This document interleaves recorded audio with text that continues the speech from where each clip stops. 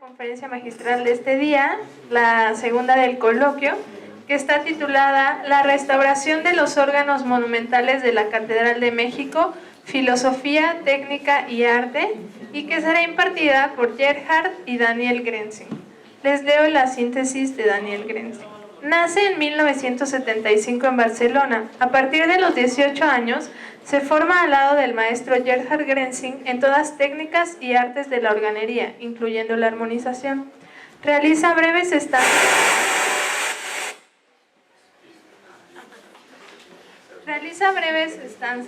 en importantes talleres europeos para la ampliación de sus conocimientos. Inicia su experiencia en la organería participando activamente como armonizador. Participa en unas 120 obras nuevas, siendo destacadas Auditorio de Niigata en Japón en el 1998, Catedral de la Almudena, Madrid, 1999, Catedral de Bruselas, 2000, Antiguo Monasterio de Maulbronn en Alemania, Monumento de la Humanidad UNESCO 2013 y Auditorio de Radio France, París, órgano técnicamente y musicalmente innovador, con una armonización preparada para el papel de solistas, acompañando grandes formaciones corales y grandes orquestas. Por su parte, Gerhard Grenzing fue formado en Hamburgo y establecido en 1969 en Barcelona. Restaura con su equipo más de 70 órganos históricos y construye 150 nuevos instrumentos repartidos por toda Europa, Asia y América. Entiende que la restauración de un órgano histórico es una alta responsabilidad que exige del restaurador estar al nivel del instrumento, confiando y apoyarse en profundos estudios y en principios de prudencia y respeto. En sus nuevos instrumentos aportan las experiencias desarrolladas en la observación y el estudio de la evolución de los órganos históricos, ampliándolo con propias investigaciones técnicas y sonoras. Actualmente el equipo lo forman unos 18 colaboradores de 7 naciones. Concursos nacionales e internacionales han aportado la confianza de importantes instituciones, principales intervenciones en órganos históricos como el Palacio Real de Madrid, Saint-Denis en Mallorca, Saint-Pierre de Charteau en Toulouse, Francia, catedrales de Bogotá, México, Sevilla, etc.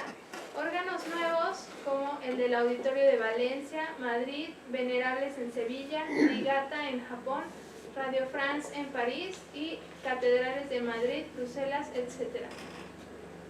Tiene galardones como la Medalla de Plata al Mérito de las Bellas Artes de Música por el Ministerio de Cultura, título de Maestro Artesano por la Generalitat de Cataluña en 2004, nombrado miembro de la Academia Real de Bellas Artes en Sevilla y de la Real Academia de Ciencias y Artes de Barcelona, declarado organero del año 2006 por la revista alemana Organ, ha recibido el Trofeo Europeo de la Excelencia por la Bienale Europea del Artesano de León. Es miembro de numerosas asociaciones, entre ellas Societat Catalana de Musicología, y ha sido presidente de la International Society of Organ Builders. Gracias.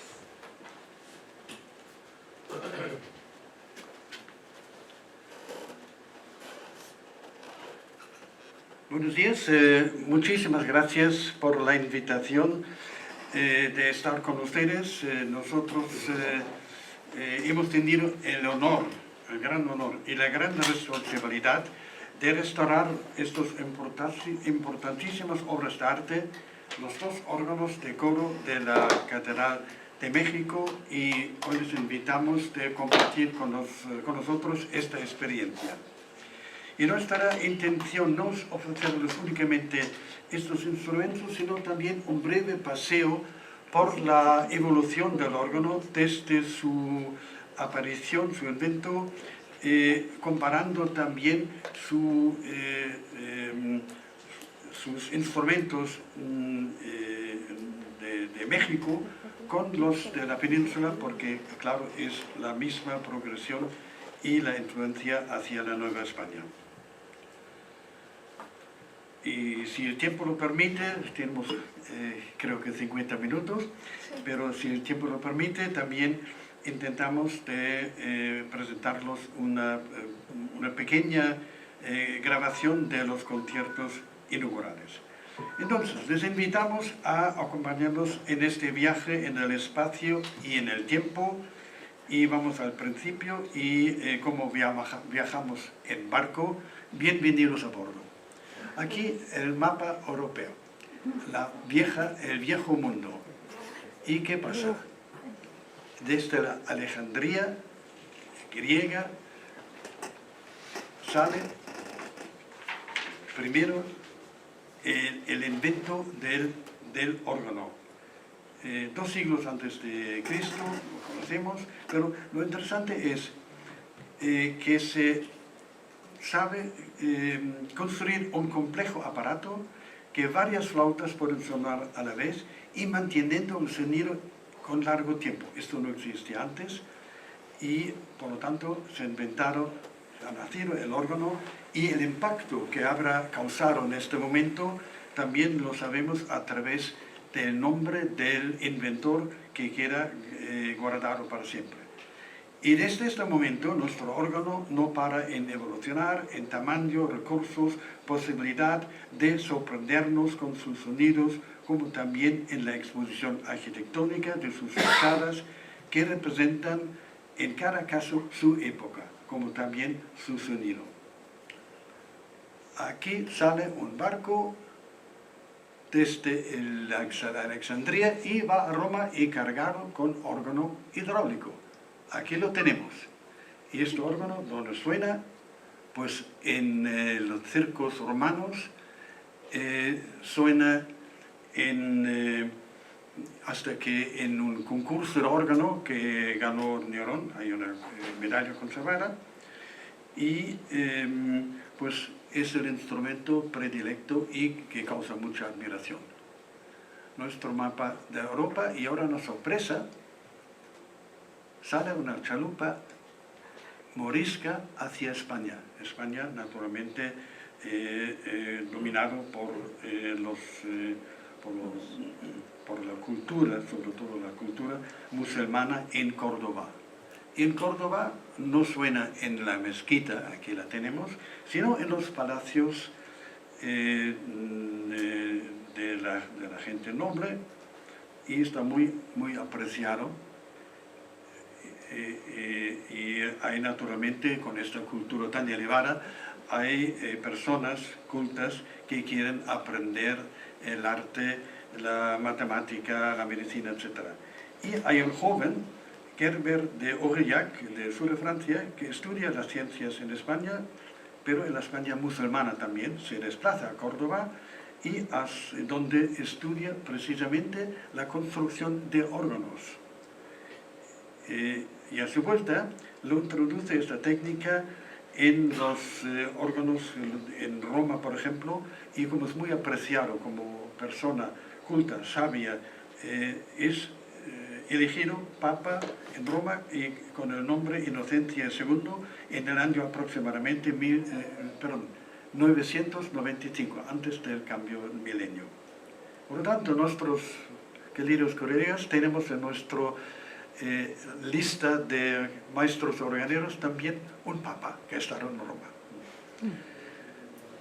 Y este órgano evoluciona muy rápidamente. Aquí los pequeños portátiles, aquí el órgano más antiguo, lamentablemente sin tubos, en Salamanca. Evoluciona hacia el órgano gótica, esta fachada en Zaragoza. Por supuesto, la trompetería horizontal, que fue inventada al final del siglo XVII, es un añadido posterior, pero para siempre será el indicativo, el distintivo más importante del órgano ibérico, tanto en España, Portugal, como en la Nueva España y por ejemplo, también en Brasil. Pequeños instrumentos, pero también vemos la influencia de los flamencos. En 1570 aproximadamente erigen 4 órganos grandes, los maestros flamencos Prevost. y naturalmente compartan su saber, su cultura con los maestros del lugar. Otro órgano en el Escorial. Y un pequeño, y creo que es el primer instrumento, mientras que se hacían los grandes, un instrumento con 3 juegos de lengüeta, un realejo, y lo curioso también es que estos instrumentos se hacen muy simples, muy rápidos, muy racionales. Y en este órgano vemos la mecánica de registros. Antes tenía el organista abrazar el órgano para abrir los registros, y entonces en este caso en algún siglo posterior introdujeron una mecánica de registros muy básica, pero por lo menos por estirar de los tiradores. También tenemos instrumentos interesantes, esto en la Catedral de Burgos, el inicio de la dinastía Echeverría. Vamos a los países de habla catalana que están recogiendo y conservando la experiencia, la enseñanza de los flamencos y de los maestros alemanes, que ya están en 1475 documentados en Barcelona. Un señor que se llama Johann Spin von Neumann, impronunciable, le cambian el nombre varias veces, hasta se llama el alemán. Realizan grandes instrumentos ya en el Renacimiento, y este instrumento que con la fachada plana, que parece también renacentista, pero no, la decoración vemos es barroco. El órgano mayor con su fachada de 8 pies y la pequeña cadereta con 4 pies en la espalda, ricamente decorado, y este órgano también puede haber nacido en Flandes. Pero estamos en 1705, ya en pleno barroco, y además, curiosamente, también manteniendo la tradición, tardaron los catalanes mucho tiempo en introducir la lengüetería. Este, por ejemplo, no tiene ni un juego. Otro instrumento, este sí, anónimo, suponemos del 17, en Asturias. El único 8 pies que tiene este órgano es una realía torneada en madera en el frente, aquí la tenemos. Otro órgano en Asturias, y con los juguetes y con la libertad creativa de los arquitectos sumándose con los organeros, tienen, por ejemplo, aquí cada angelito tiene una trompetita sonora en la boca. Vamos a Andalucía, siglo XVIII. Esto es uno de los pocos, yo creo que el único, yo personalmente que yo conozca, instrumento que tiene la lengüetería en los 4 lados, en el frente como siempre, pero cada lado, y aquí no vamos a traer una foto de la parte trasera, también tiene lengüetería. Y esta lengüetería, luego lo veremos, el secreto está en el centro, pero hay que llevar el aire hacia las trompetas que están repartidos en el instrumento, y esto se hace con unos tablones canalados que les hacen llevar el aire a los tubos. Espectacular también, hay unos torreones redondos para que la lengüetería se reparte, y como decía su inventor, como la artillería de un buque. Y hasta que lo llaman el lleno, en el 18, el lleno armónico, todos los tubos labiales, de los flotados hasta los llenos, y el lleno bélico, la trompetería horizontal. Pero somos pacifistas, esto es un poco escogido de la sorpresa, creo que cuando salieron las primeras trompetas horizontales. Y si vamos al órgano gótico de la Catedral de Toledo, recibe en el 18 la trompetería horizontal también.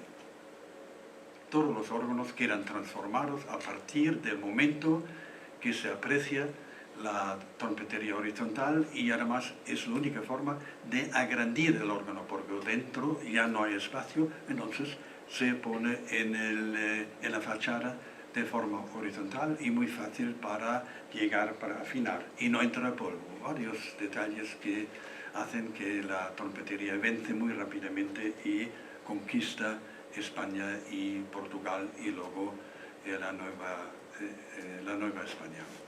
Tolero Catedral, siglo XVIII, abundante lenguetería horizontal, hasta que unas regalías. Aquí llegamos al órgano de Sesma, en Aragón, maltratado. También tenemos lamentablemente muchos órganos, muchas experiencias de maltratamiento, de abandono, y este es un órgano de Sesma, precisamente de la misma estirpe que más tarde realiza el órgano de la epístola en la Catedral Mexicana. Y un órgano muy pequeño, procesional, como también lo encontramos en México y sobre todo, por lo que he visto, en Oaxaca.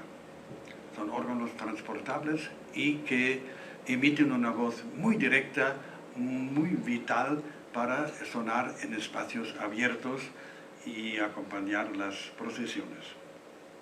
Hasta aquí una pequeña y muy rápida pincelada de la arquitectura y la evolución de los instrumentos en la península. Ahora ya vamos al mapa mundi. Ahora ya nos hemos enterado que Europa es una pequeña isla casi, cuando el mundo es mucho más grande, y vemos un barco, vamos otra vez a un barco, que sale de Sevilla, siempre Sevilla, y desembarca en Veracruz, un órgano que Jorge Sesma había realizado en Madrid en 1689, destinado a la epístola de la Catedral Mexicana. Fui instalado por los alumnos de Sesma, los Tiburcio Sanz y su hermano. Tardaron años en acabar, tenían problemas porque la humedad en el barco, por supuesto, no es propicio y es un trayecto largo y, por supuesto, tiene dificultades, pero también fueron criticados por su vida alegre, no me explico más, pero también por el sonido flojo de su instrumento. El órgano ya hacía su papel, pero no estaban contentos, nunca han quedado contentos con este órgano. Otro barco, y esta vez no cargado de un órgano, sino de un joven organero. Desembarca en Veracruz y gracias a las recientes investigaciones de Pepe conocemos los orígenes, que hasta ahora estaban bastante oscuros. Se forma en el taller de la dinastía Sesma en Zaragoza, por lo tanto es una continuación. No sabemos si ha colaborado con otros maestros, si se ha formado con otros, porque los Sesma hacían órganos pequeños en esta época. Pero lo que está muy claro, cuando llega a la Nueva España, realiza sus primeras obras en México, primero en Guadalajara, en Valladolid, Morelia, y en 1728 está perfectamente preparado. Y es curioso que en el transcurso de solo 10 años construye los órganos más grandes de la primera mitad del siglo XVIII en México y en toda América, no USA, todo el continente. Y por muy bien formado y preparado que haya estado, nos resulta a mí personalmente y a nuestro equipo incomprensible y hasta intrigante el hecho que cada instrumento fue acabado en un año. Altos órganos de esta inmensidad y la calidad, hay que decir a la vez, han tardado por lo menos doble, triple, cuádruple, 9, 10, 11 años. Y este maestro en un año firma el contrato y dice: en un año lo tenéis, y en un año lo tienen.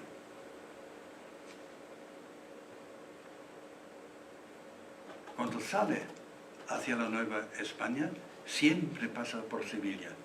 Y volveremos a la imagen de Sevilla, no la olvidemos.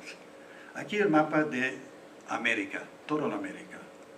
Y tenemos que estar, y ustedes más, contentos, orgullosos, que desde Alaska hasta Cabo de Hornos. Es un país muy, muy grande. Aquí en el centro, en su catedral de México, tienen uno y además dos órganos que cada uno por sí ya es el exponente de algo que no se encuentra en toda América. Es lo más exponente, es lo más fuerte, es lo mejor conservado y por lo tanto pueden estar ustedes muy contentos, muy orgullosos, más de otra cosa que fue conservado durante todo este tiempo. El Cabildo fue tan inteligente que cuando había una oferta de la casa Walker alemana, que hacía órganos como churros, les ofrecía un órgano nuevo, vaciando los dos muebles, un órgano nuevo, gratuito, solo para exponer su poder, su técnica y a la vez, digamos, tener un pie en el continente, tener un pie en México y hacer en lo posible business. Esto, pues, suerte, el Cabildo se dio cuenta que aquí hay algo que no funciona. No hay regalos gratuitos.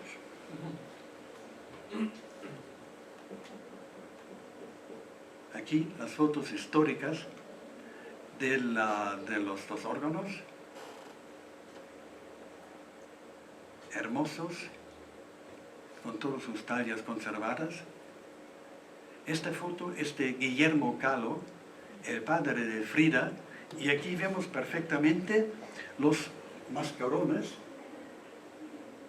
y lamentablemente en la reconstrucción de los tubos no fueron recopilados, no fueron rehechos en la reconstrucción de Flentrop, que también hay que decir una cosa, Flentrop hizo un trabajo magnífico, técnicamente magnífico. En el sonido ya es algo un poco más difícil porque para recrear un sonido, antes hemos hablado de esto precisamente, hay que conocer muy muy bien la técnica, el estilo y vivir con ello. De esto nos hablará Daniel luego.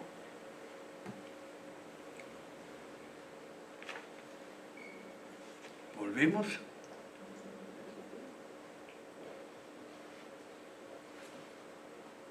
Pues entonces hicimos un proyecto en el año 2001, un proyecto para conocer los instrumentos y un estudio. ¿Qué es un estudio? ¿Qué es un proyecto? Hay que tener en cuenta, yo lo veo a veces y me hace mucha gracia, esta imagen del explorador de la selva, porque un órgano histórico puede ser como una selva. Está lleno de cosas muy atractivas, ver, cómo está hecho, es como está hecho otro. Pero está lleno de peligros también. Y el peligro más grande es que tomamos postura. Esto es así, esto es así. No. Esto, la imagen se forma muy poco a poco. Está lleno de peligros. Y esos son que tomemos decisiones demasiado rápidas, que aplicamos en nuestro propio gusto, nuestro propio estilo, y en vez de estar con una posición de humildad, estética y alta profesionalidad, antes de todo. Porque hace falta identificar, buscar pistas, indicios, datos históricos, elementos en el instrumento que lo confirman. Y no únicamente hay que estudiar el instrumento en sí mismo, sino también su escuela anterior, donde aprendió este maestro, para formar muy poco a poco esta imagen de la posible originalidad del instrumento, los cambios introducidos, si les dejamos vivir como un instrumento que mantiene, por supuesto, una evolución y hasta donde se puede identificar las pistas con bastante seguridad. Y cada órgano, como antes decía Joaquín Lois muy acertadamente, cada visita te enriquece, te da un poco más de de imaginación y de certeza del gran puzzle que es cada instrumento. Y por mucha barba gris que uno tenga, antes de nada, humildad, aprender, aprender, aprender. Esto es nuestro oficio de organillo. Desde este primer estudio que hemos presentado a INAH y a Conajunta, hemos acabado el órgano de la epístola al segundo en 2014, sumando por lo tanto 13 años desde la primera visita, por lo tanto, paciencia. Los órganos de la Catedral Mexicana exponen claramente la tradición ibérica, están al día de las innovaciones. Observamos un momento Nazareth de cerca. Primero, otra vez, ha salido de Sevilla. ¿Tenemos Sevilla todavía? No, ahora vuelve. Aquí está. Sevilla, en el inicio del 18, montaron estos dos grandes cajas. Estaban destinados a recibir instrumentos musicales de maestros importantes, pero cada vez que se inició de nuevo la construcción del órgano, el maestro organero se murió.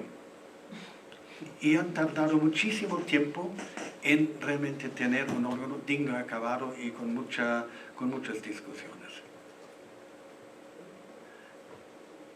Entonces, llegamos a la Catedral de México y con la imagen de lo que había sido en Sevilla, Nazareth propone, primero le llaman porque ya tienen información de su éxito en otros sitios, primero le dan el órgano de la epístola a reparar. Causa tanto impacto y dicen, no, esto funciona, déjalo correr. Y ahora queremos un órgano como nos has hablado de Sevilla, porque la Catedral de Sevilla y de México son hermanas casi, tienen una comunicación muy directa y lo veremos en un documento ahora más. Entonces, llena todo el arco con un órgano grande, con unos tubos de fachada en 16 pies, con una cadereta, con trompetería que sale hacia adelante, hacia atrás, digamos, muy cerca del diseño y de la técnica aplicada en Sevilla, en teoría, porque el órgano no estaba hecho. Recopilamos un momento la historia.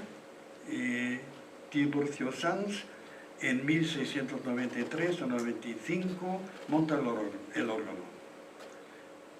Nazareth, en el órgano del Evangelio, lo acaba en 1735, el de la epístola, en el cual tiene derecho a recuperar todo el material de Sesma, en 1736.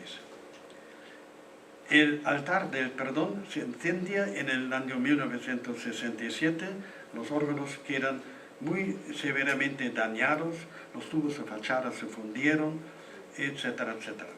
Y tardaron unos 8 años con la restauración encargada a Flentrop, en 1975 a 78. Y nosotros lo hemos acabado, entonces, la re-restauración, explicaremos luego de qué trataba, en 2014. Un detalle, los tubos de fachada que se ven aquí, los grandes tubos, pertenecen al pedal, no al órgano mayor. Y entonces falta una base sonora para un órgano catedralicio, y Pérez de Lara, que restauró el órgano en 1817, amplió la sonoridad de los bajos del órgano mayor, introduciendo detrás de la fachada un flautado de 16 pies. Son los tubos grandes de madera con una longitud de 5 metros que le dan una profundidad impresionante. Esto también tiene su problema porque hay que alimentar con viento esos tubos grandes, y hemos estudiado y realizado cálculos de la evolución técnica y sus problemas en este órgano. Los diseños que realizó Flentrop, preciosos diseños, nos ayudan un poco de entender el órgano. Aquí la sección frontal. Vemos, por ejemplo, los fuelles, 5 fuelles, 3 abajo, 2 arriba, los secretos del pedal, aquí por separado la cadereta, en planta, muy gráficamente, 2 secretos del órgano mayor, porque con sus 36 registros, creo que es un récord Guinness, ¿cuántos registros puede tener un órgano barroco? Pues aquí lo tiene, pero no se puede realizar en un solo secreto, y por lo tanto lo divide en 2. Los secretos del pedal y el pequeño secreto del eco del tercer teclado, obra de Pérez de Lara.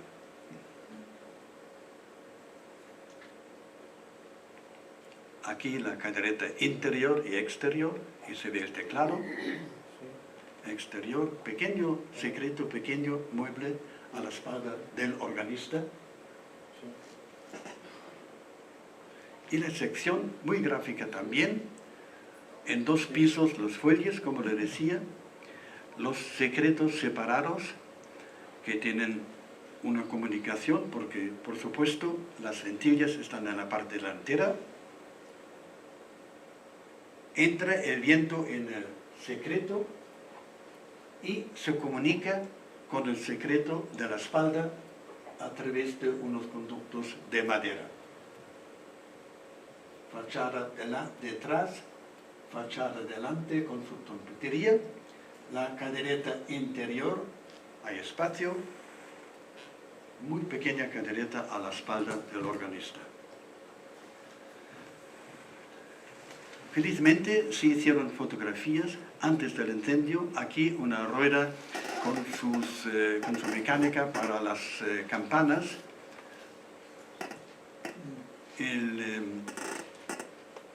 Los tubitos metidos en agua para hicieron el ruiseñor. El estado de los tubos están todos conservados, un poco machacados como es habitual en los países ibéricos. Se ve aquí están un poco abiertos, alguien en la parte de arriba, alguien ha intentado de subir de tono. Entonces hace la documentación, tubo por tubo, tubo por tubo, y todos los pormenores técnicos. Al lado de los órganos, felizmente hay mucho espacio. Allí hemos instalado los talleres para restaurar todo lo que no fue transportado a Barcelona. Aquí la cadereta vacía. En Barcelona controlamos, por supuesto, temperatura y humedad. Aquí tenemos los 50% que tiene la catedral. Temperatura 26 grados, bastante estable. Aquí en elementos separados, todo guardado. Esto es nuestro taller. Tenemos altura para montar órganos grandes, pero para restauraciones no haría falta que fuera tan grande. Y aquí lo tenemos.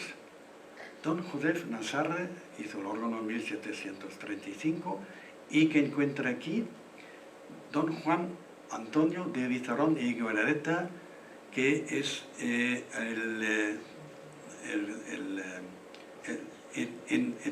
Sevilla era mayordomo y luego lo llamaron a la Catedral de México por el papel, el doble papel de virrey y de presidente del Cabildo y del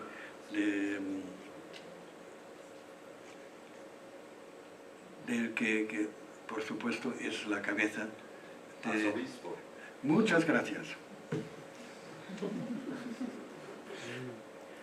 Esto no es nuestro trabajo habitual. Nosotros estamos más tranquilos en el convento restaurando. Pérez de Lara dejó su documentación, que hace el tercer teclado, otra documentación de 1735 en Nazaré. Y aquí tenemos el secreto. Se llama secreto porque nunca sabes lo que le pasa.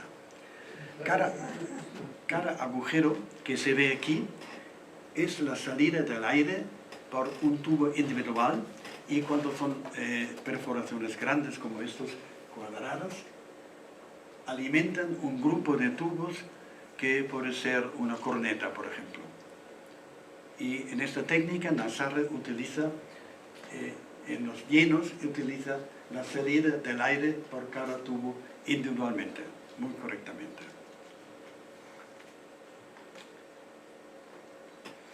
Vemos más cerca cada agujero donde tiene que salir el aire, como el secreto, en este caso una técnica de un gran bloque perforado y grabado para las minas del aire, pero la madera maciza se mueve, y si se mueve y se abre un poco, automáticamente el aire, que aquí se ve por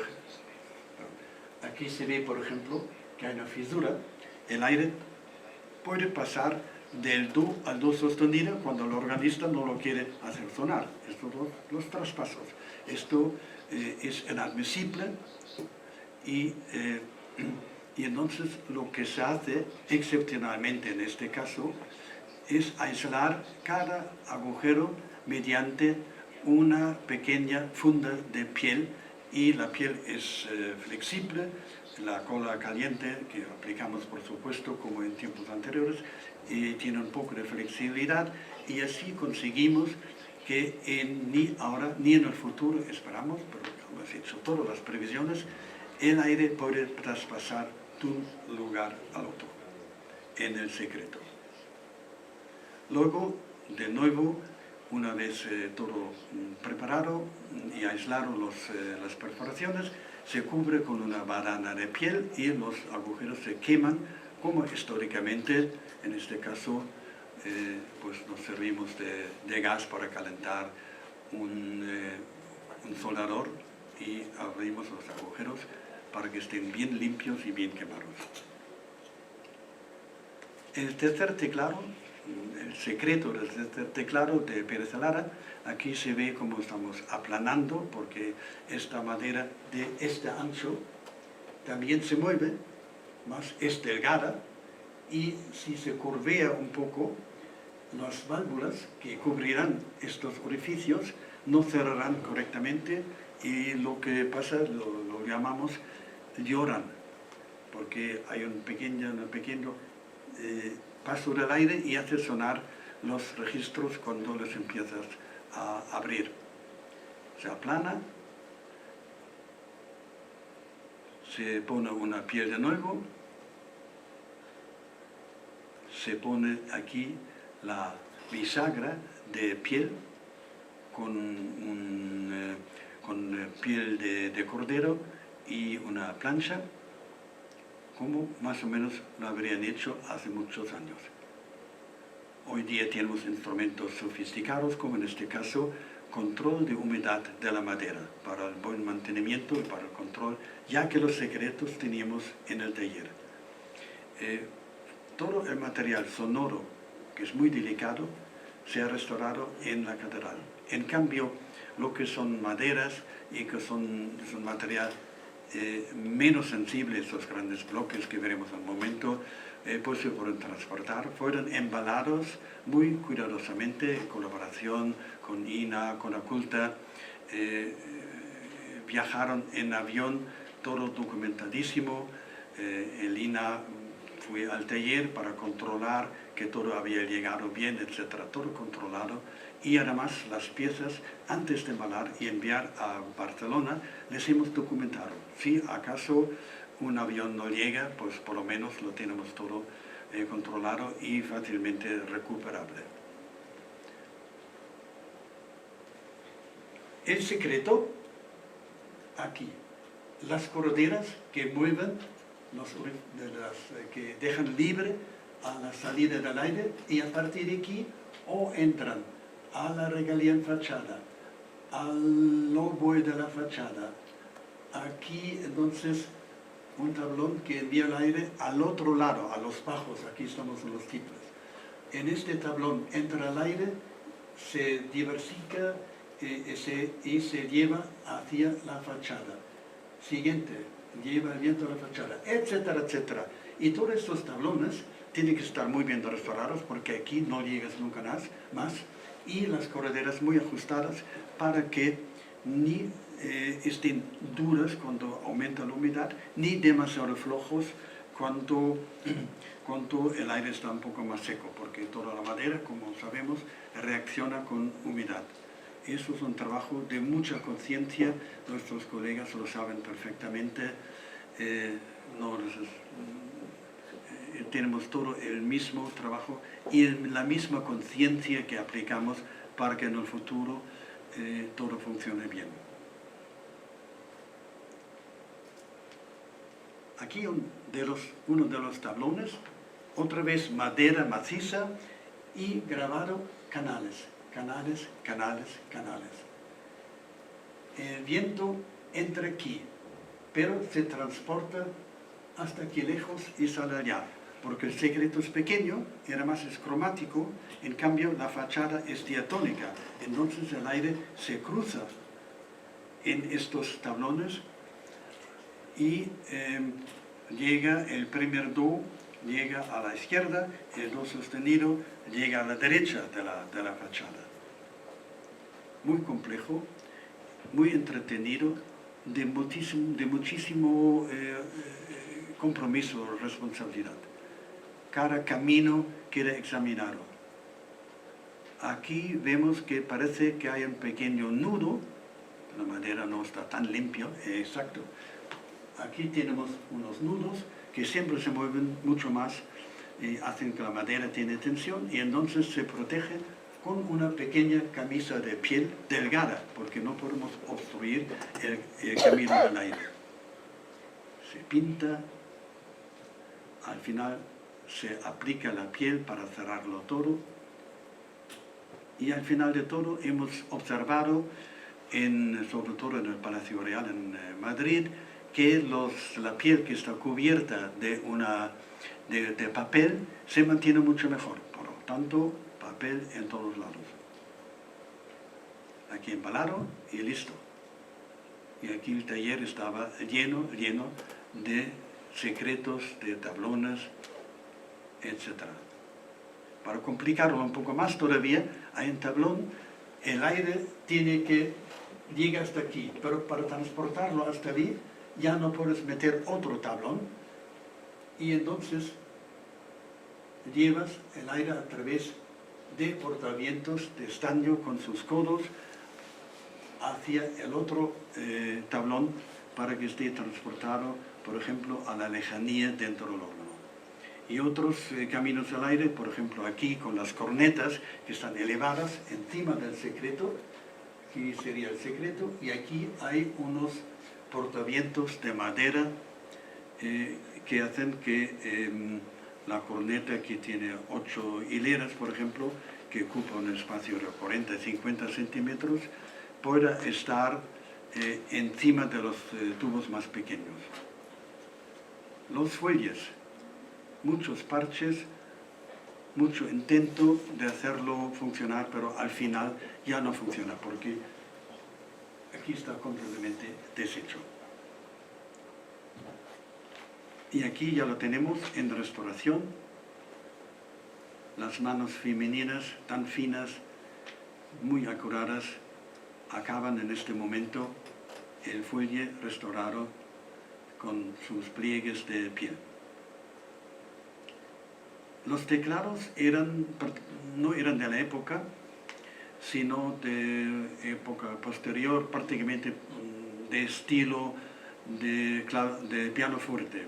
El único que existía era este pequeño del reducir o tercer teclado, pero nos hemos orientado en sus frontales para, con esta decoración, hacer los teclados nuevos.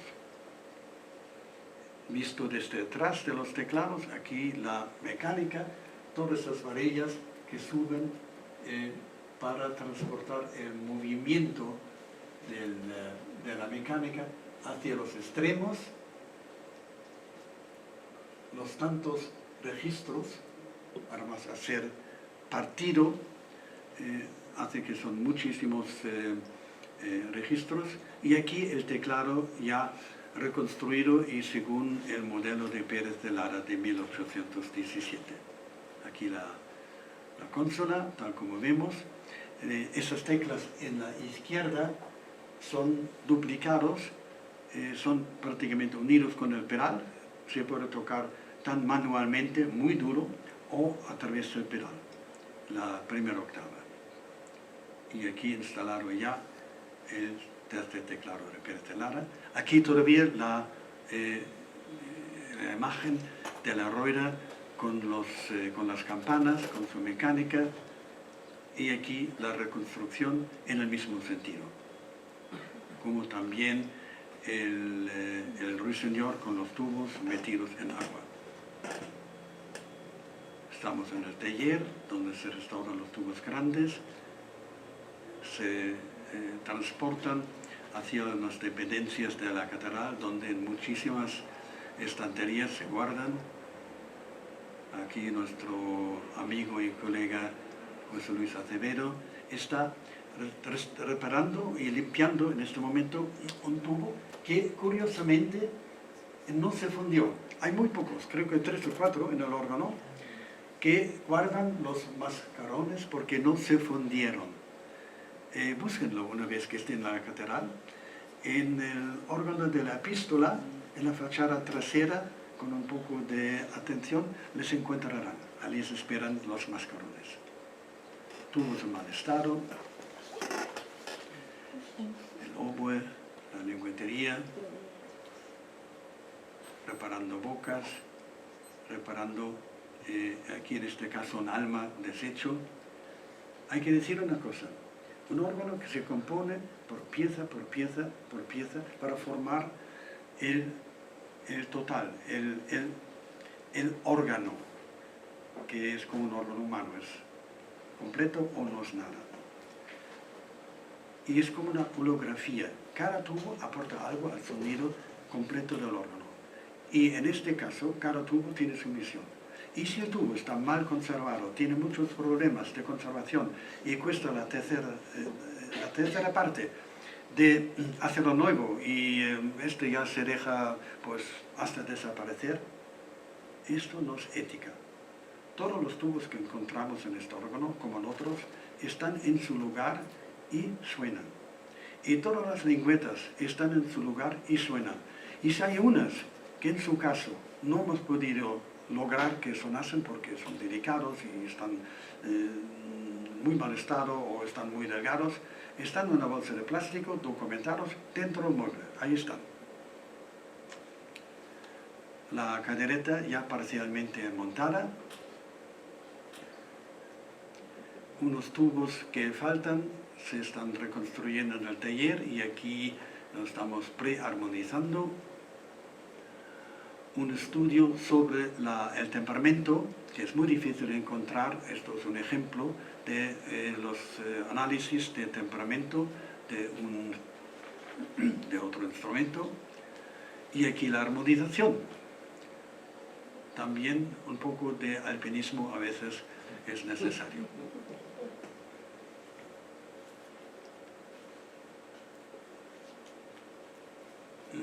Hablando de armonización, Daniel Grenzing, que hizo esta en muchos meses y trabajo nocturno para el silencio. ¿Qué habéis hecho con tanto tiempo que habéis estado? Pues nos hemos divertido mucho, pero dentro del órgano, hay que decirlo. Ha sido un trabajo muy laborioso y que hemos empezado primero mirando los tubos, cómo están y cómo están desde la última intervención que han tenido. Entonces, primero se ha hecho una labor de observación de cómo han estado tratados en la última intervención para empezar ya a hacer un previo análisis y luego la labor más importante ha sido poner los tubos en el órgano, escuchar el resultado que tienen ahora, que tenían antes de la restauración, para ver qué es lo que ha pasado, qué es lo que se ha perdido en la última intervención. Porque lo que se hablaba un poco antes es que a veces inconscientemente o a veces conscientemente el artista que intenta de hacer una restauración, sin darse cuenta está imprimiendo su personalidad, ¿no? Lo que le gustaría como fuera que sonara ese tubo. Pero nosotros creemos que hay que hacer un trabajo previo, que es cómo creemos que sonaba ese tubo antes en estado original. Son cosas que no son muy fáciles de responderse, porque a veces la intervención es muy severa, es muy agresiva, y hace falta ver pues, órganos de la misma escuela o semejantes para tener esa previa información. Entonces el trabajo que se ha hecho es tubo por tubo. Se ha hecho sonar para ver realmente cuál era la misión de ese tubo, ¿no? Para decirlo de alguna manera, cada tubo está imprimido con la característica que el organero quiso que sonara en ese espacio. Entonces, tubo por tubo hay que analizar dónde está dónde está su sonido y cómo reconvertirlo a lo que antes había sido. Es un trabajo un poco delicado, o es muy delicado, y también puede traer a una confusión, porque uno se puede perder en toda esa, como decíamos antes, en toda esa jungla de tubos, ¿no? Pero hay que seguir unos criterios muy estrictos, ver cuáles son los tubos en un estado más original, por lo cual ahí empezamos a dar una línea, a seguir una línea por donde empezar a restaurar y reconstruir la parte sonora del órgano. Tubo por tubo, luego en silencio, en la catedral, absoluto silencio por las noches, viendo el resultado que nos da la acústica, y el tubo en sí, buscando el equilibrio que tiene y que ha tenido siempre con la presión de aire que ha tenido, que ha recibido desde inicio. Gracias. Análisis de la composición del estaño para recuperar en los tubos nuevos que hicimos. Análisis de la piel, porque se había perdido la consistencia de la piel en un instituto en Alemania, y etcétera, etcétera. Son muchos años de trabajo muy intenso, y solamente podemos proyectar aquí pequeños detalles. Son muchísimas horas, muchísima paciencia, pero la base siempre es la voluntad de llegar a la meta y el respeto. Entonces, resumiendo, porque el tiempo también queda justo, cada uno de estos órganos está muy bien pensado, respira previsión para un fácil acceso y es de excelente realización. Los artífices utilizaron los mejores materiales en detalles técnicos, en la construcción, los grandes secretos, y demostraron valentía y el dominio de la técnica que poseían. Los grandes órganos de la Catedral de México constituyen un conjunto único. Su singularidad radica, entre muchos otros factores, en su predominante presencia en el coro, la hermosura de sus cuatro fachadas, la belleza de sus voces, y acrecienta su valor en el prestigio histórico de los maestros organeros que los crearon y de los músicos que los hicieron sonar durante siglos. Además, son el mejor exponente del alto nivel que había alcanzado la organería mexicana y ibérica, de modo que, como decíamos, ni en todo el continente americano ni en la península se conservan hoy día instrumentos parecidos de la misma época. ¿Y cómo se puede restaurar hoy día? Como en el Renacimiento hacen falta generosos Médicis. Y el chantre de la catedral, con mucho mérito, Padre Galicia encontró esta posibilidad en la persona de don Alfredo Harp, y sin él estos instrumentos todavía esperarían el necesario soporte económico. Y una cosa, lo que no son los órganos de la catedral mexicana, en su origen no estaba previsto para llenar completamente el enorme recinto, sino su misión es acompañar a los canónicos, alternando con ellos.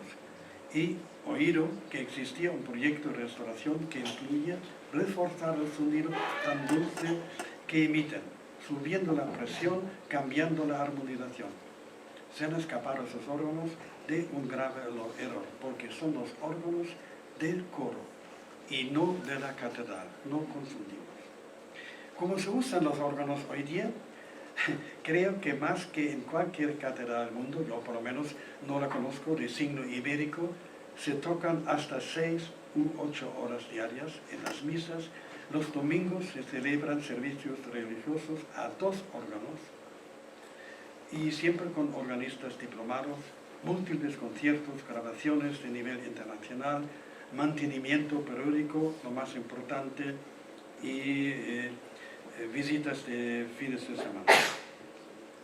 Y al final otra reflexión, y ya hoy hemos hablado de esto, pero creo que vale la pena de insistir. Los órganos, ¿por qué se restauran los órganos históricos? Enteros, mueble, órganos, sonido, mecánica.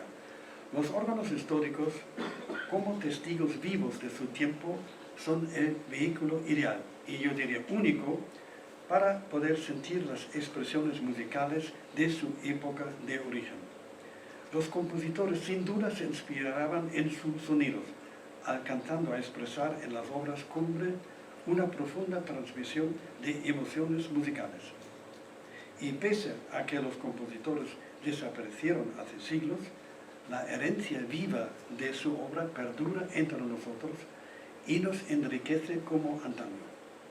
Los órganos históricos son el mejor medio, por no decir único, para interpretar las obras de su tiempo de forma auténtica.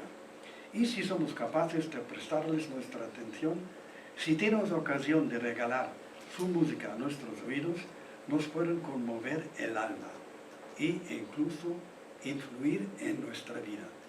Tengo un ejemplo, en la intimidad les puedo explicar. Gracias por acompañarnos en este viaje en espacio-tiempo del mundo misterioso del sonido y de la mecánica de los órganos. Y esperamos haberles acercado un poco a la evolución desde el inicio de los órganos primitivos, llevar hasta la construcción de estos magníficos instrumentos en México. El maestro Nazarre sube este barco para volver a España, quizás para seguir su actividad tan creativa en el acabado de los órganos de la catedral sevillana, que mucha falta les hacía. Pero, por favor, en este trayecto no la acompañamos porque él nunca llegó. Pero si tuviera una careta mágica, me gustaría preguntarle, maestro, ¿cómo ha sido capaz de crear cada uno de estos magníficos, grandiosos órganos en un año? Y entonces se les podría explicar a ustedes. Pero mientras tanto, compartimos todos esta incógnita y les agradezco mucho su atención. Gracias.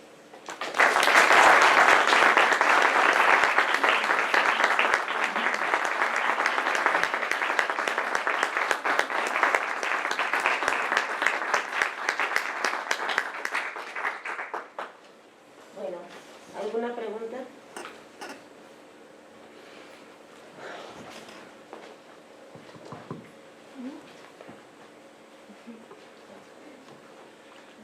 Bueno, muchas gracias por su ponencia, maestro Grenzing. Pero yo quisiera preguntarle en torno al uso del órgano, porque la experiencia de los organistas que estamos aquí y de muchos investigadores, especialmente si son femeninos, o sea, mujeres, ha sido tremenda respecto al órgano de catedral, a los órganos de catedral, porque pues prácticamente están secuestrados, es dificilísimo. Incluso hubo una visita generada aquí por los restauradores con dos grandes constructores que venían de España, y el padre Galicia no les permitió ni siquiera subir a ver el teclado. Entonces, pues fíjese usted cuál es ese problema al cual nos enfrentamos, que es un problema que en una de las ponencias anteriores se dijo, bueno, cuando hay un órgano pero no hay una comunidad que lo quiera tocar, pues el órgano está ahí un poco inservible. Aquí el caso es al revés, hay una comunidad ansiosa de llevar alumnos, de llevar gente y todo, y un obstáculo completo que ha sido el secuestro de estos órganos por el padre Galicia. Entonces, pues eso yo también quisiera, se lo he comentado a usted de forma personal, sin querer hacer una cosa pues privada, porque no es algo que solamente me afecte a mí, sino les afecta y sobre todo a las mujeres. Cuando una mujer quiere ir a tocar, es organista, es absolutamente misógino. Entonces dice que no, la vez pasada, pues yo creo que fue una de las razones, porque fueron bastantes chicas de aquí del instituto, y no les quiso siquiera abrir, que subieran los teclados. Entonces, pues yo quisiera preguntarle a usted cómo piensa respecto a esta función social que deben de tener. Los órganos son patrimonio nacional en México, o sea, nos pertenecen a todos los mexicanos, pero cuando hay un sochantre o una persona así, como el padre Galicia, que lo secuestra y no da permiso, porque los alumnos de la universidad son comunistas, porque se van a robar unos tubos, así me dijo de mis alumnos, imagínese usted, de alumnos de música, de la Facultad de Música. Entonces, pues, ¿cuál es la actitud de un organero? Desde luego usted tiene el suficiente peso como para que su opinión también tuviera valor, pero yo veo que pues no pasa nada. En realidad el padre Galicia está justificando y llamándoles órganos de coro. El órgano de coro propiamente es la cadereta. El gran órgano es un gran órgano que también puede servir para conciertos. Y ahora que estaba diciendo de estas temporadas de conciertos, yo creo que está mal informado, o el padre Galicia le dio otros datos, pero no se han vuelto a tocar los órganos. Es decir, hubo un festival de órganos, el de Gustavo, en noviembre y diciembre, no se pudieron usar los órganos, porque no los prestó, porque ya sacó esta idea de que todo el órgano entero es de coro y que sirve nada más para acompañar la liturgia. Todos sabemos en la práctica moderna que el gregoriano no se debe de acompañar. Entonces, seguir con una práctica del siglo XVIII de acompañar el gregoriano, en primera, musicalmente es insatisfactorio, históricamente es también poco recomendable. Entonces, bueno, mi pregunta es en torno a eso. ¿Usted qué piensa respecto a la función social que deben de tener estos órganos como objetos que sirven para el estudio? O sea, que estos órganos debían de estar siendo usados en horas no litúrgicas por alumnos que les dieran permiso de ir a tocar, de hacer sonar estos órganos en la catedral. Pero hemos visto que no, a partir de que el padre Galicia se ha hecho cargo de ellos, pues es totalmente díscolo y no es posible entrar. Yo me atreví a hacer algunas observaciones y recuerda usted, le di 44 documentos a usted para la restauración y en fin, con usted pude directamente hacerle observaciones, pero cada vez que las hacía a través del padre Galicia, bueno, se montaba una, haga de cuenta que un investigador no tiene ningún derecho de hacer observaciones porque pues, ¿quiénes éramos nosotros? El padre Galicia nos desacreditó totalmente. Entonces, pues, esa idea, son bienes nacionales, deben de estar a disposición de estudiantes y de investigadores. ¿Y qué pasa cuando un cura se hace dueño personal de los instrumentos y los retiene secuestrados? O sea, esa sería mi pregunta. ¿Usted qué piensa? Pues, mi querido amigo, nosotros somos todos aquí presentes constructores de órganos, pero no somos secuestradores de órganos. Quiere decir muy claramente que cuando nosotros afinamos la última nota, entregamos la llave y a partir de este momento la responsabilidad del instrumento es de otras personas. Y entonces usted tiene, probablemente muy justificado estas operaciones, entonces tendrá que preguntar los responsables del órgano, oiga, yo no estoy contento tal como, etcétera, etcétera, pero no es un tema como que nosotros, organismos aquí presentes, podemos responderlo. Lo siento.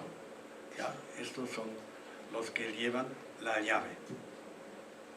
Bueno, y yo nada más quiero aclarar que en la visita que se hizo hace poco, nosotros tuvimos tuvimos acceso a justamente la zona del teclado, donde está la consola, o sea, sí logramos accesar. Nada más aclararlo. Bueno, ¿alguna otra pregunta? ¿Comentario?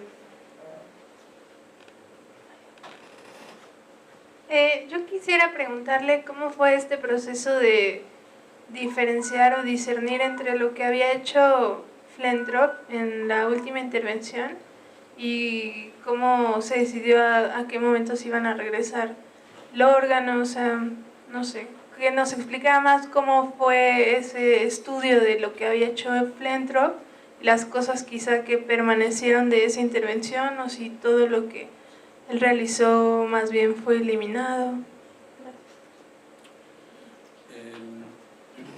Flentrop, repito, ha hecho un trabajo profesionalmente de primera calidad. Y lo que él hizo era reconstruir las partes dañadas de madera, de tubos, etc., con la mejor intención, con la mejor profesionalidad. Y nosotros hemos restituido el material que no funcionaba de su mano, como por ejemplo las pieles, que son muchísimas. Aquí entra una manada de corderos que no se puede imaginar. Esto es la parte material. En la parte inmaterial, sonido, Daniel ya le he explicado, creo que era estudiar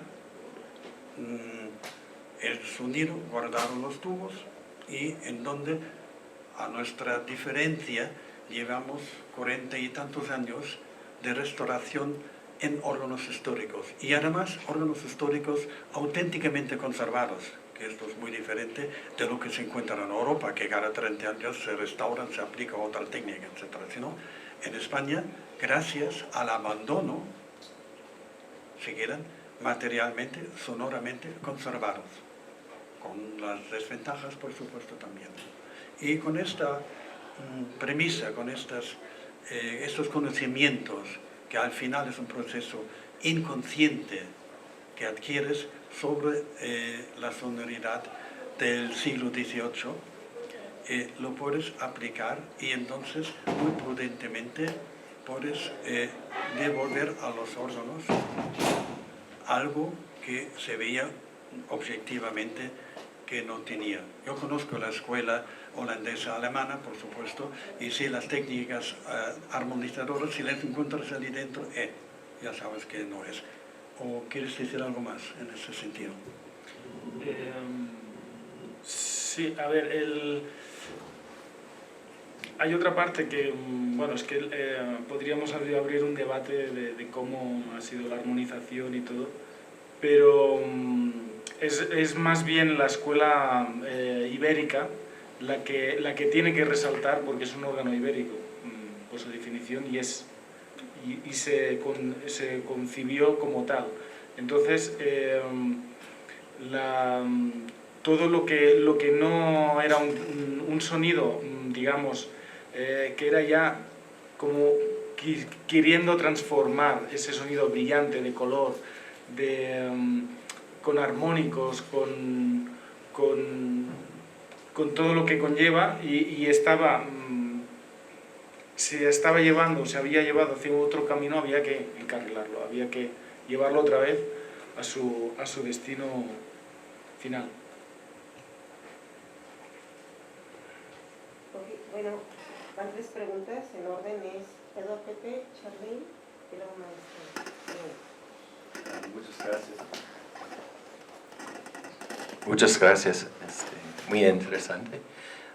Estoy seguro que ustedes estudiaron muy bien la tubería de los órganos. Gerard ya sabe que voy a preguntar. Y para establecer familias de tubos y pues, características de construcción y todo eso.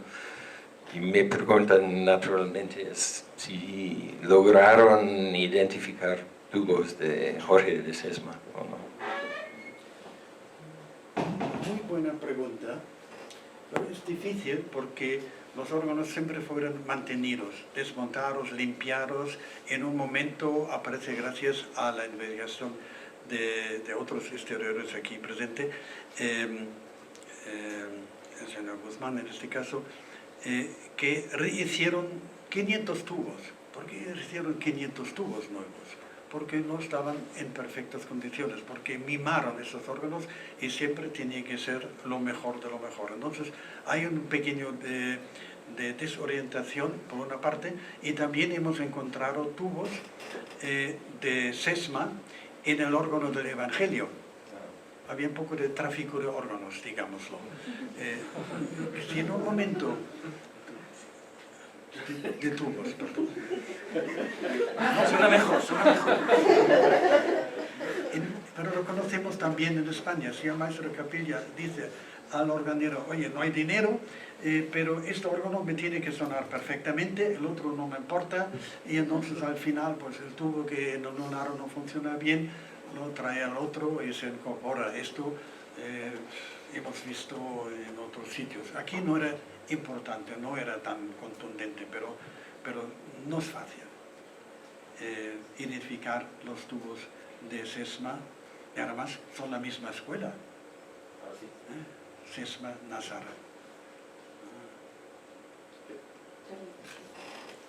Bueno, igual más o menos enfocada a lo mismo, pero no los de SESMA, quizás la identificación que hayan hecho de tubos más antigua, sí pudieron establecer el porcentaje de plomo y estaño, particularmente, por ejemplo, en el de fachada que nos enseñaban con el mascarón, un poco para contrastar que en un órgano catedralicio, que a lo mejor, ¿no?, volviendo a lo mismo, que se usa materiales de la más alta calidad, pues simplemente por curiosidad de saber cuánto porcentaje de estaño tenían. Y la otra pregunta es, en la reposición de tubos que hicieron, sobre esto que nos comentaban, los que ya no estaban en tan buenas condiciones y que fueron guardados y depositados al interior del instrumento, se hizo la reposición nueva. En estas reposiciones se siguieron los mismos parámetros de aleación metálica que traían los anteriores. Por supuesto, porque también aquí hay varias pistas. Pérez de Lara, por ejemplo, utiliza muy poco estaño, utiliza mucho plomo, y además sus tubos tienen una falta de estabilidad que nos ha costado bastante de restablecer, dándoles soportes, etc. Entonces, Sesma Nazar trabajan casi en la misma proporción de estaño, también en la fundición, como no es un proceso industrial, sino es artesanal. En una fundición de unas cuantas planchas hay un poco más estaño, en el otro un poco menos. Todo esto hay que mirar con cautela, porque no existen unos parámetros científicos perfectos, porque el órgano histórico es todo menos perfecto. Pero las análisis en varios sitios, en varios tubos, por supuesto, hemos hecho para poner los parámetros. En fachada, supongo que no llegaban a 50-50. Bueno, porque se habla de la aleación de primera, ¿no?, como lo menciona Mariano Tafal, o las aleaciones de segunda, donde se demerita un poco el uso del estaño. Nuevamente, por curiosidad, en un órgano catedralicio, los tubos de fachada casi alcanzaron el 50% de estaño, o iban muy por debajo de... También hay de todo. Los flamencos, por ejemplo, utilizaron 100% estaño, una aleación muy rica, muy cara, por supuesto, y si miramos que a la vez hicieron sus lengüetas, la lengüetería, hicieron en hojalata. ¿Ya? Hay una idea sonora detrás, no es un parámetro preciso. Yo utilizo esta aleación, sino qué quiero conseguir de sonido. Y tengo que confesar, me pillaron. No hemos hecho análisis del porcentaje de los tubos de fachada, porque son de Flentrop. ¿Y el que tenía el mascaroncito? Tampoco, me voy a pillar otra vez, tampoco lo hemos hecho, porque este tubo no hemos tenido que reconstruir tubos de fachada. Pero por la experiencia que he visto, no era tan diferente de la tubería interior. Yo le puedo decir, a grosso modo, es bastante parecida, porque lo que les importa, sobre todo, es la estabilidad de los tubos. Y aparte el sonido.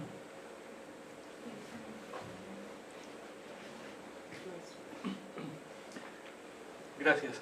Felicidades, muy interesante la plática.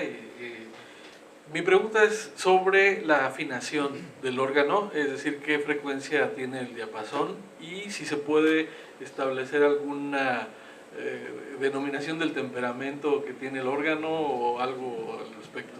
Es decir, ¿es temperamento igual o alguna otra cosa?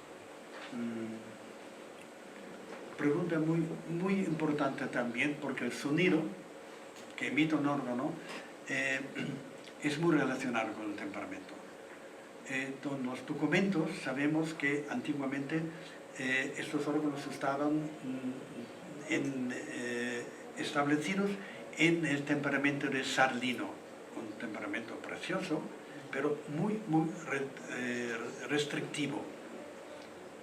Pues justo tocar la música casi anterior de esta época, para una literatura, digamos, de acompañar. El coro es perfecto para acompañar el canto, pero para un poco de literatura de la época ya tiene problemas.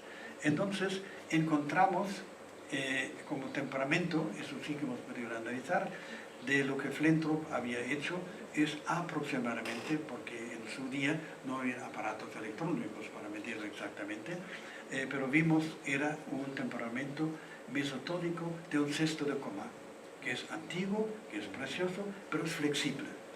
Y entonces, en acuerdo con la autoridad, porque todo eso se hace con consulta, hemos establecido, guardamos este temperamento, porque existe, es ya evolutivo, y si no, ¿qué hacemos? Más moderno, no, nos habríamos realmente negado. Más antiguo, y lo que puedes tocar, porque tienen que ser los órganos también dentro de sus limitaciones interpretativas, pero no excesivas. Esa es la respuesta, creo, en eso. Muchas gracias. Y en cuanto a la frecuencia del diapasón. La frecuencia son 417 hercios en la temperatura normal de la iglesia. Muchas gracias.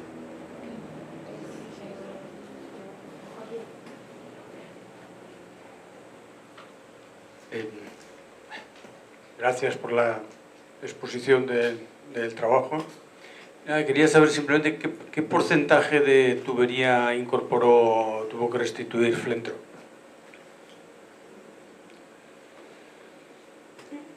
Digamos, porcentaje de una parte en tubos muy grandes, fachada, es casi el 95%. En tubería interior, en la cadereta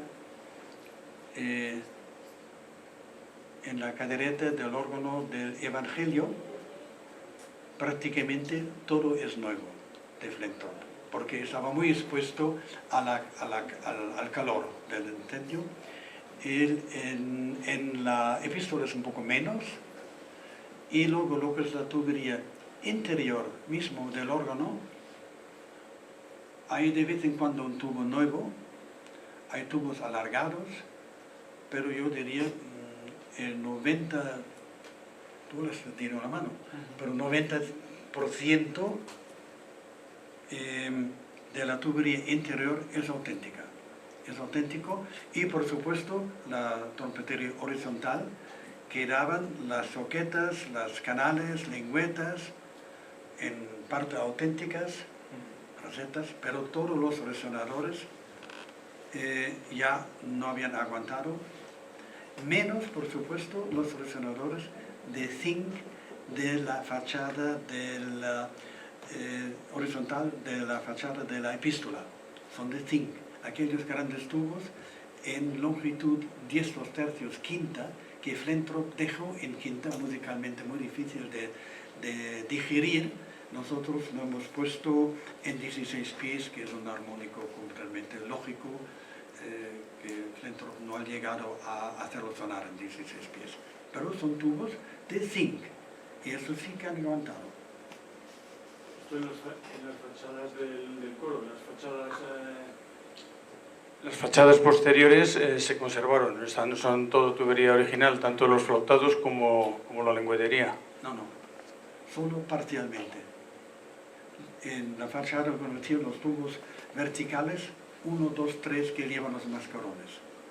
y solo en parte, porque se ve perfectamente que la parte alta es nueva, añadida, cuando se mire de cerca, y un trozo encima de la boca, justamente con los mascarones, no se había llegado a fundir, entonces este se conservó. La trompetería horizontal, menos el zinc, es, que yo sepa... No, hay alguna lengüetería de lengüeta corta, oboes, que son originales, algún clarín 4 pies, es prácticamente, sí, una línea bastante en las fachadas traseras.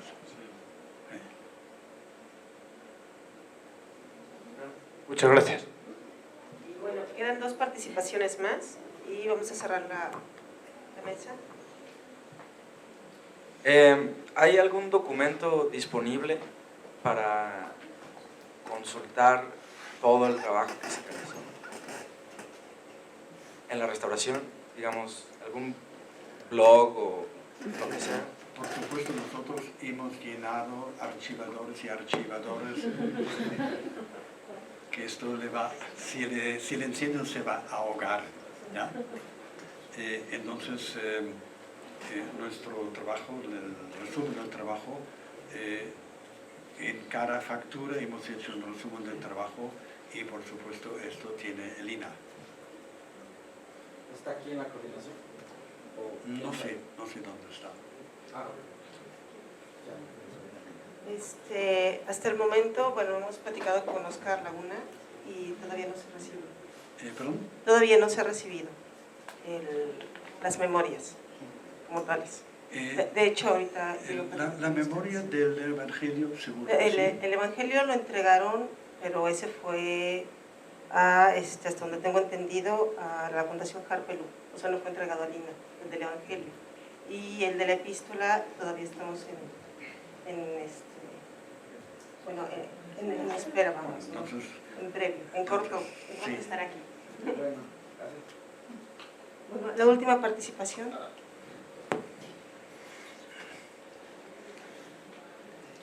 Buenas tardes, y pues felicidades por la ponencia, la verdad es que es muy interesante. Mi pregunta o comentario va con respecto a la opinión que tiene usted o que tienen ustedes respecto a esta cuestión de hacer los arreglos a la madera, por ejemplo, ¿no? Vimos unas fotografías con algún nudo. Pongo, por ejemplo, el caso de Jalatlaco un poco. En la restauración de la mecánica sonora que se hizo, se hicieron algunos ajustes, o por ejemplo se repuso el clarín que sabíamos que existió en algún momento, pero por cuestiones técnicas se eliminó. ¿Por qué volver a reponer? ¿Por qué aplanar madera, por ejemplo, original, ¿no? Cuando de pronto han surgido comentarios, ¿no? De decir, si se supone que son cuestiones que son originales, que son fallos que tenía el órgano de un inicio, ¿por qué devolverle esos nuevos componentes? ¿Por qué arreglarlos a ese nivel? Es diferente el criterio que se utiliza o que utilizamos nosotros los restauradores de bienes muebles a los criterios que utilizan los organeros. Hay una diferencia. Muy grande y grave y muy difícil de digerir, y muchas y continuas decisiones. Un órgano de restauración son decisiones sin parar, con la base de la ética, por supuesto, y la profesionalidad, pero tenemos una gran diferencia y les tenemos muchísima envidia. Ustedes restauran un cuadro gótico y donde falta algo ponen un poco de pintura gris porque está todo deshecho, pero todo el mundo lee aquí falta algo que no se ha conservado y nadie iba a falsificarlo ahora. Nosotros, en el peor sentido, si quiere verme así, somos falsificadores natos. ¿Por qué? Porque no puede dejar una pintura gris, una taca, ¿cómo se llama?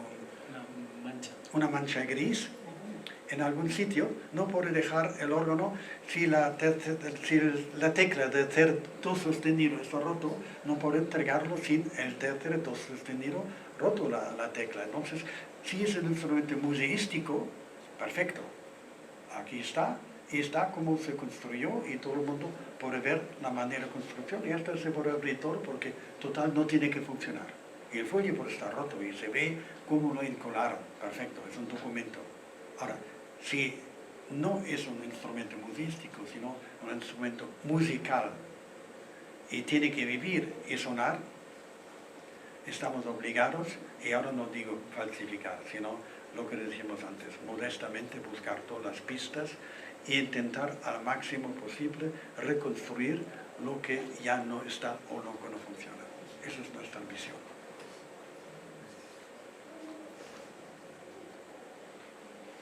Bueno, de manera muy breve, por favor. Muy buenas tardes. Se ha hablado ya de la restauración, pero me gustaría saber si usted tiene a bien dar un reporte completo que nosotros como estudiantes, como investigadores podamos acceder a él. Y la segunda pregunta, si después de esta restauración habrá algún compendio de cosas a seguir después de la restauración, porque ya se habló de una restauración, pero no se ha hablado de lo que uno tiene que hacer después de la restauración. Empiezo con esto primero. Después de la restauración hay que hacer lo que siempre se hizo, mantener los órganos en el mejor estado posible, vigilar que no hubieran goteras, que no entra el polvo, que nadie entre que no está autorizado, porque son elementos muy delicados. Entonces esto se llama mantenimiento y conservación después de la restauración. Y esto, en este caso, se está haciendo. Los órganos están mantenidos, además con profesionales que nosotros mismos hemos formado y como José Luis o David han colaborado en todo el proceso de la restauración. Conocen los órganos como su bolsillo. Uno. La publicación de datos históricos, de observaciones, etc. Esto es, creo que, responsabilidad de los depositarios, de los propietarios y de los que en su caso han facilitado la economía para poder rescatar los instrumentos. Esto no es nuestro trabajo. Nosotros, salvo que nos autoricen o nos pidan, no publicamos o primero pedimos autorización. Y hasta ahora no hemos tenido ni el tiempo, porque una restauración que tiene 13 años también tienes lagunas de otros trabajos que tiene que ser hecho ya. Y como la prisa no es factible, cuando acabas, respiras y ya vas al próximo trabajo.